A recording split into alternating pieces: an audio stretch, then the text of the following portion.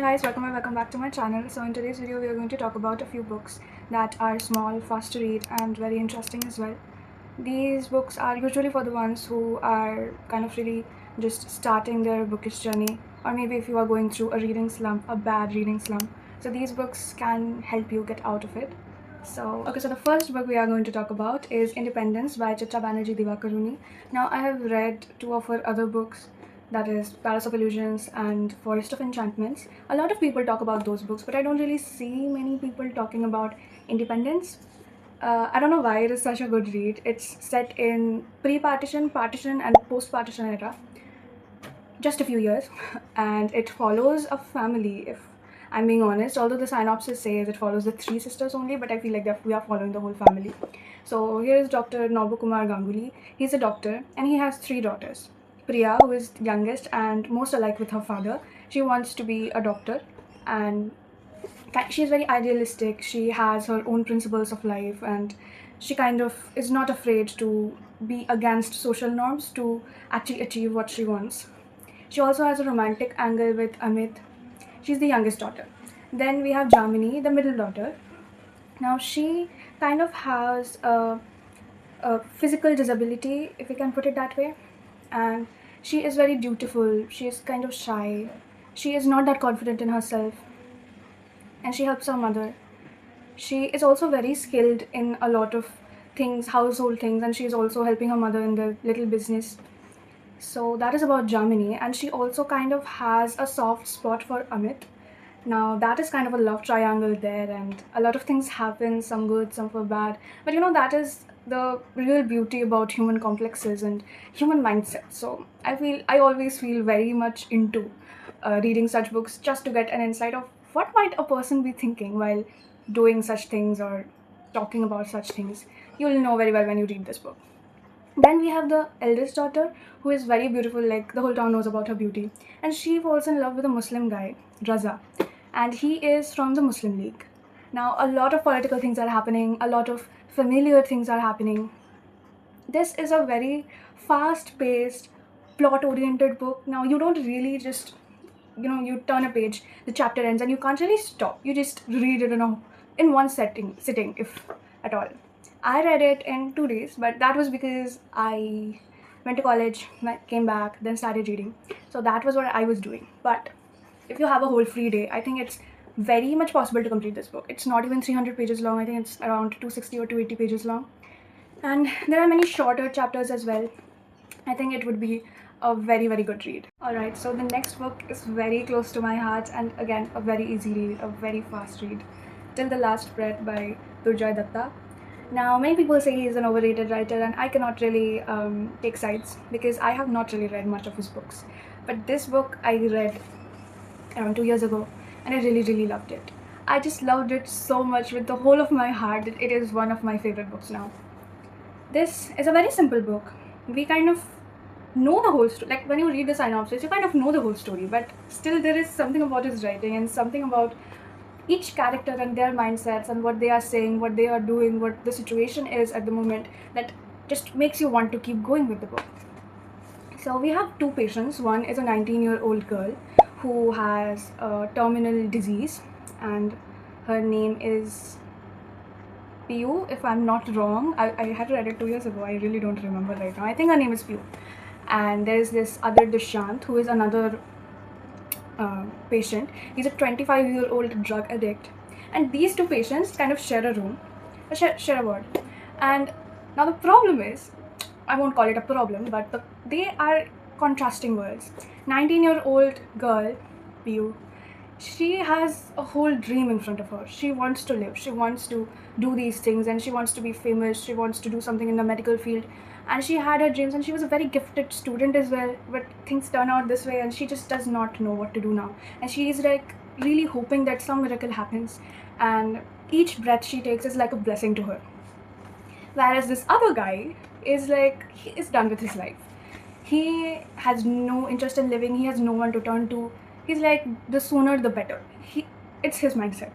Now these two are sharing this room, and they kind of talk to each other and they can't understand the other person's mindset, that why is this person wanting to die, or why does this person wants to even live in a world like this?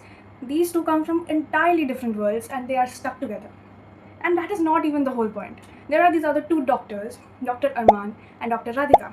These two are doctors with their own past, with their patients and whatever happened, their own lives even.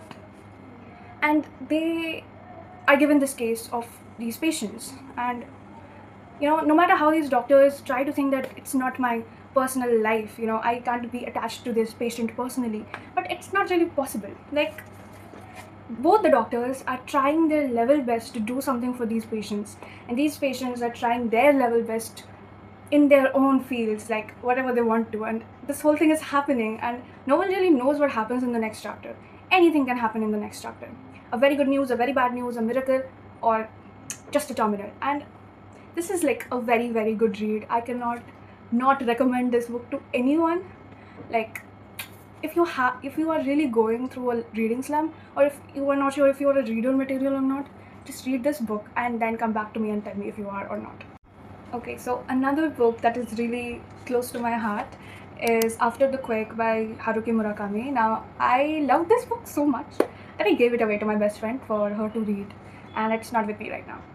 But again, it's a very short book. I think not even 200 pages. And this is about, like the title suggests, it is about the aftershocks of an earthquake. Some stories are even pre-earthquake. Now, this particular book is a set of 6 individual stories away from Kobe. I don't know how is that pronounced. I call it Kobe. Now, Kobe is a place where this particular earthquake happened. Now, all the 6 main characters with their own different stories live away from Kobe. They're not really in Kobe, like where the earthquake happens. But this book tells you how each of their lives are hampered or influenced by that particular earthquake that is not even directly connected to them. It's a very masterful work. It is very psychological to some extent, and again, I'm a huge sucker for psychological things. I really like how humans think and do things, and why they don't and why they do. So for me, if you are like one of those people, it's very quick and a very, very good story. I think all of you should go and give it a read. I will not say much about this book because even the blurb doesn't say much about it. I think the lesser you know about the story is the better, but I would certainly recommend you to read it. Close your eyes and go into the book. Don't even think that, oh, whatever, it's not a good read, because I assure you it's a very, very good read. Now, the next book I'm going to recommend is again a very short read, and the less you know about it, the better. Perks of Being a Wallflower. Now, again, it's a very famous book. I think it even has a movie, and I think this is a movie cover. I got it as a gift. I usually don't buy books with their movie covers on it if I do not really like the movies or I've not seen it, so I really don't do that. But again, I got it as a gift, very grateful. This is again a very cutesy read, a very, again, psychological shit. Now, this is about Charlie. Many people say it's about 3 friends, but I don't agree. I think it's entirely about Charlie and how he deals with life, where his 2 friends are a huge part and a huge pillar to how he grows and understands life and stuff like that. Now, a few points I would like to cover about it is Charlie is kind of going through a lot right now, and he is kind of coping up with the loss of his late aunt, as well as his best friend who committed suicide. And Charlie is like a very soft-hearted, innocent individual. He doesn't know much about the dark world, and then suddenly one day he is, there are these reels about I don't make friends, someone just saw me and they made me their friend. It's exactly like that. So one day these 2 seniors of high school, they make Charlie their friend, and now he's going out in adventures with them, if you at all call those adventures. Now, this is the story about how Charlie with these 2 seniors, Sam and the other, I'm so sorry I forgot the name, but yeah, so how they go through life and what happens after that. It's a very short book. I think it's a literary fiction, if you can call it. I really think it's a literary fiction. It really delves deep into Charlie's psyche and how he thinks of life, and also there are so many other perspectives about life from different other characters. It's like a really, really good book. Alright, so the last 2 books in this video are going to be psychological thrillers. I really, really love psychological thrillers, so I am including these 2 books. The first one is The Silent Patient. Again, a very famous read, a very famous book. It was really fun. I read it in one day. I did.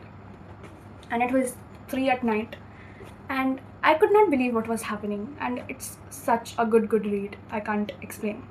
Now, the synopsis, if at all, I like these few lines, which basically says Alicia Berenson was a great painter. She had a beautiful relationship with her husband, who was a fashion photographer. But one day, she suddenly shot him 5 times. And since that day, she has not spoken a word. It has been 6 years, and now another main lead, Theo, the narrator, kind of, is a therapist, a psychologist, kind of, a psychiatrist. I forgot. Read it a long time ago. But he is her therapist, or he is in the ward she is admitted to, and he goes there, and he knows that he is the only person who can make her speak. Why though? How? So many questions, and the author is so great with answering these questions, but only when the right time comes. Chef's kiss. This book is a 100% recommended book, and honestly, all the hype it gets, it deserves it. Very good read. This was the first psychological thriller I ever read, and I have been loving psychological thrillers since then. 5-star read. So the last book of today's recommendation video is Ward D. Again, a psychological thriller, the best decision ever. Love this book. This book is about Amy, who is a medical student. Now, she is suddenly given this night shift at Ward D, the infamous Ward D, if you can call it. Now, in Ward D, there are patients with psychological problems, traumas, and we kind of uncover most of the patients there. But Amy does not want to go there. Like, even when she is going to be a doctor and she has to do it under her curriculum, she just does not want to go there, because she knows there is this particular patient in that one cell room where a lot can happen. Like, her past is about to come out. It's basically her best friend Jade. She is somehow in that ward, and she had once told Amy that if you come here again, I will kill you. But that was about 10 years ago. Amy can't really take that seriously now, but she is, because she knows something is going wrong, and if she goes there, she will not see the light of the next day. But she can't do anything. She has to go there. Now, that is all we know going into the book. And I kid you not, this book is so good. Like, the last few pages, you would be like, what the hell is happening? I love books where the narrator, psychological thriller books where the narrator is not someone you can trust. Like, not just the other characters, but even the narrator is someone you cannot trust. Love this book. This is a great read. This is again a 5-star read. These 2 books, The Silent Patient, Ward D, are one of my favorite psychological thrillers ever, and I think you will not regret reading it. Under reading slump, go for it. I think no better book there is that can take you out of there, and you will just want to read more books like it. Alright guys, so these are the 6 books I wanted to recommend if you are just getting into reading or you're in some reading slump. These books are very easy to read, easily a one-day read. Like, 24 hours is all you need to complete these books. I really hope you liked this video and these recommendations were useful, and maybe we'll meet in the next video. Thank you for watching.